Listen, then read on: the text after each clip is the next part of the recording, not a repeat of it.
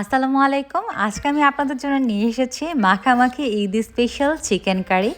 এই ঈদে অবশ্যই একবারের জন্য হলেও ট্রাই করে দেখতে পারেন। ভাত কিংবা পোলাও কিংবা বিরিয়ানির সাথে একেবারেই জমে যাবে। অসম্ভব মজার একটি রান্না এবং এই রান্নাটা আমি শিখেছি আমার শাশুড়ি আম্মুর কাছ থেকে।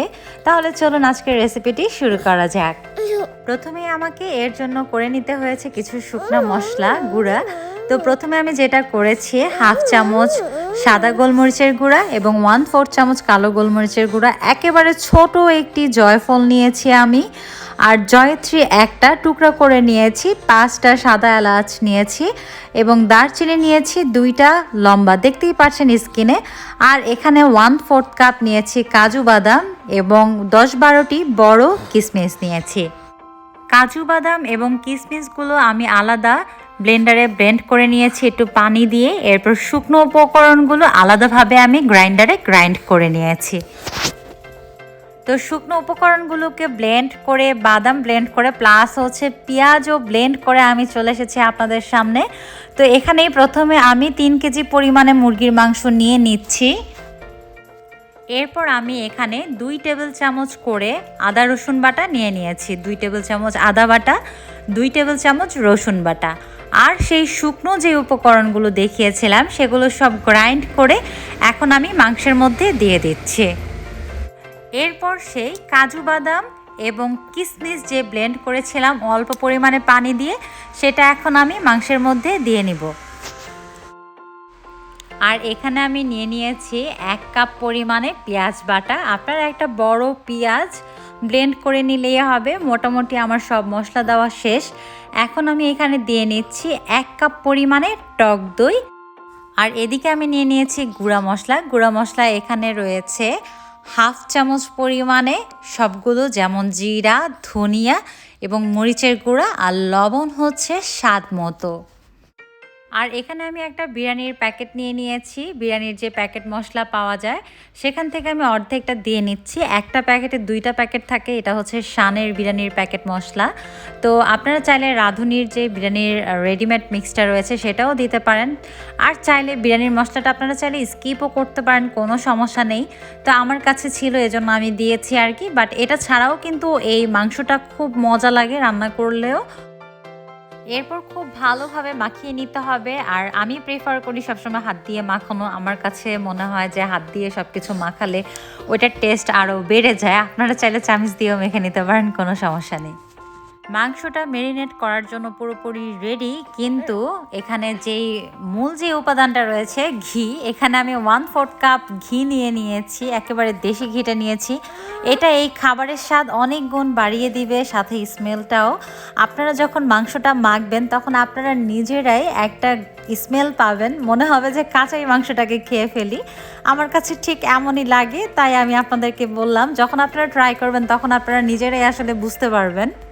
আবারও সেই ঘি দেওয়ার পরে আপনার মূল কাজ, সেই মাখামাখি পর্যায়ে চলে যেতে হবে। তো মাখামাখি হয়ে গেলে এটাকে আমি একটু সাইডে রেখে দিব 1 ঘন্টা রেস্টের জন্য। তো আমি মোটামুটি ঢেকে রেখে দিচ্ছি এবং 1 ঘন্টা পরে আমি আবার আপনাদের মাঝে ফিরে আসছি। তো আমি 1 ঘন্টা পরে ফিরে আসলাম। আপনারা দেখছেন যে কত সুন্দর লাগছে। আমার আসলে দেখতেই এত ভালো লাগছিল, আর ডাইরেক্ট স্মেলটা পাচ্ছিলাম, অসম্ভব সুন্দর একটি স্মেল আসে। আপনারা অবশ্যই ট্রাই করবেন, ট্রাই করে আমাকে অবশ্যই কমেন্ট বক্সে জানাবেন। এখন এই মাংসটাকে খাওয়ার জন্য তো প্রস্তুত করতে হবে, দেখলে আর গ্রান শুনলে তো হবে না, তাই না? তাহলে চলুন, একটা পাত্র নিয়েছি, এখন সেটার মধ্যে আমি মাংসগুলোকে ঢেলে নিচ্ছি। আর একেবারে মশলাগুলো কাচিয়ে কুচিয়ে ভালোভাবে দিয়ে দিবেন, বোলের মধ্যে রেখে দিবেন না। আর এখানে আমি আরও 3 টেবিল চামচের পরিমাণে সয়াবিন তেল নিয়ে নিয়েছি। সয়াবিন তেল দেওয়ার পরে আমি আরেকটু নেড়ে নিচ্ছি। এরপর আমি এখন চলে যাব ডাইরেক্ট চুলায়। মাংসটাকে চুলায় বসিয়ে দিয়েছি এবং চুলার আঁচও অন করে দিয়েছি। এই মাংসটা রান্না হতে একদমই বেশি সময় লাগে না, খুব কম সময়ে হয়ে যায়। হাইস্ট গেলে 20 থেকে 25 মিনিট লাগবে। তো আমি চুলায় রান্না বসিয়ে দিয়ে হালকা একটু নেড়ে এখন আমি ঢাকনা দিয়ে ঢেকে দিচ্ছি। চুলার আঁচটা থাকবে এখানে মিডিয়াম হাই হিটে। এরপর আমি আবার খুলে নিচ্ছি ঢাকনাটা। এখানে কিন্তু এখন মুরগির মাংসের থেকে প্রচুর পরিমাণে পানি বের হয়েছে। এখানে কিন্তু এক্সট্রা কোনো পানিও আমি ব্যবহার করব না। এই মাংসের পানি থেকেই কিন্তু মুরগিটা হয়ে যাবে। সেকেন্ড টাইম আমি আবার মাংসটাকে ঢেকে নিচ্ছি। এভাবে আপনি কয়েকবার মাংসটাকে নেড়ে নেবেন যাতে নিচ দিক দিয়ে লেগে না যায়। এভাবে ভালো মতো কুক করতে হবে। যখন আপনি দেখবেন যে মাংসটা প্রায় 80%-এর মতো হয়ে গিয়েছে, তখন আপনি চাইলে এখানে পেঁয়াজের যে বেরেস্তা আছে সেটাকে আপনি দিয়ে দিবেন প্রায় হাফ কাপের মতো। তো আমার পেঁয়াজের বেরেস্তাটা করতে একটু লেট হয়ে গিয়েছিল, তো যার কারণে আমি আর এখানে অ্যাড করতে দেখাইনি। আমি যেটা করেছি একেবারে শেষ সময়ে পেঁয়াজের বেরেস্তাটা আমি ছিটিয়ে দিয়েছিলাম মাংসের মধ্যে। কিন্তু আপনারা চেষ্টা করবেন অবশ্যই পেঁয়াজের বেরেস্তাটা একটু আগে করার জন্য, এবং মাংস যখন 80% হয়ে যাবে তখন এখানে বেরেস্তাটা দেওয়ার চেষ্টা করবেন।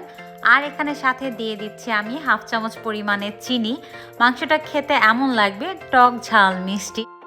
এটা কিন্তু পরোটা কিংবা রুটির সাথে খেতেও কিন্তু অসম্ভব মজার লাগে।